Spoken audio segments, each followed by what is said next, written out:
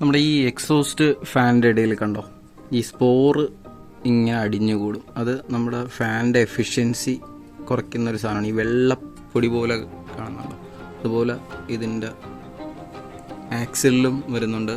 പിന്നെ നമ്മൾ ഇതിൻ്റെ പരിസരത്തെല്ലാം ഈ സ്പോർ അക്യുമുലേറ്റ് ആവുന്നുണ്ട്. ഇത് പ്രോപ്പറായിട്ട് ക്ലീൻ ചെയ്യണം.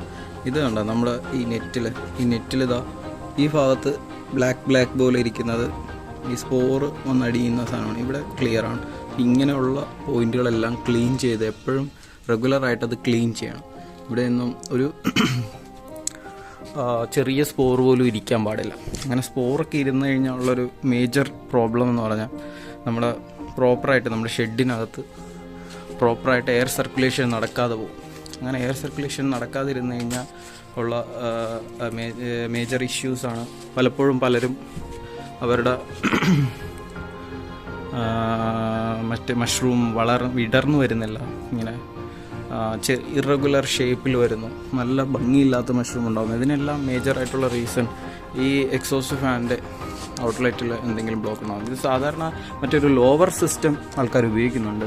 പക്ഷേ ലോവർ സിസ്റ്റം ഉപയോഗിക്കുമ്പോൾ ഉള്ളൊരു പ്രശ്നം എന്ന് പറഞ്ഞാൽ കറണ്ട് പോകുമ്പോൾ അത് പ്രോപ്പറായിട്ട് ലോക്ക് ആവാറില്ല. അപ്പോൾ അതിൻ്റെ ഒരു ചെറിയൊരു ഗ്യാപ്പ് വരാറുണ്ട്. ആ ഗ്യാപ്പ് വഴി ഇതിനകത്തോട്ട് പലതരത്തിലുള്ള ഈച്ചകൾ, വണ്ടുകൾ ഇതൊക്കെ ഇതിനകത്ത് കയറി പറ്റാൻ ചാൻസ് ഉണ്ട്. അങ്ങനെ ഒരു പ്രാവശ്യം ഇതിനകത്ത് കയറി പറ്റിക്കഴിഞ്ഞാൽ നമുക്ക് വളരെ ടീഡിയസ് ആയിട്ടുള്ള വർക്കാണ് അതിനെ റെക്ടിഫൈ ചെയ്യുന്നുള്ളത്. നമ്മളെപ്പോഴും 100% ഐസൊലേഷനിലാണ് നമ്മുടെ ഷെഡ് നിർമ്മിച്ചിരിക്കുന്നത്. സോ നമ്മൾ പ്രാണി അങ്ങനെയുള്ള ഒരു സാധനവും ഇതിനകത്ത് കയറാൻ ഒരു പ്രൊവിഷൻസും കൊടുക്കാൻ പാടില്ല. അതുകൊണ്ടാണ് ഫാനിൻ്റെ ഔട്ട് സൈഡിൽ ഇതുപോലത്തെ മൈക്രോ പോറസ് ആയിട്ടുള്ള നെറ്റ് ഉപയോഗിച്ചിരിക്കുന്നു. ഈ നെറ്റ് നമ്മൾ റെഗുലറായിട്ട് ഡെയിലി ബേസിസിൽ അത് ക്ലീൻ ചെയ്യണം. അപ്പോഴാണ് നമുക്ക് പ്രോപ്പറായിട്ടുള്ള എയർ സർക്കുലേഷൻ എൻഷുർ ചെയ്യാൻ പറ്റുന്നത്.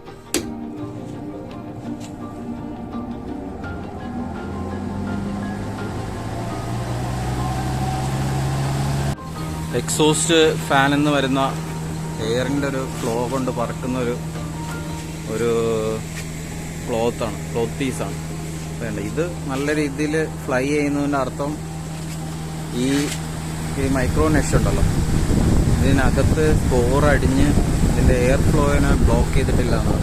ഇതുപോലെ നല്ല സ്ട്രോങ് ആയിട്ടുള്ള എയർ ഫ്ലോ ഉണ്ടെങ്കിലാണ് ഷെഡിനകത്ത് സഫിഷ്യൻറ്റ് ഓക്സിജൻ എൻഷുർ ചെയ്യാൻ പറ്റും. പലരും എക്സോസ്റ്റ് ഫാനൊക്കെ വെച്ചിട്ട്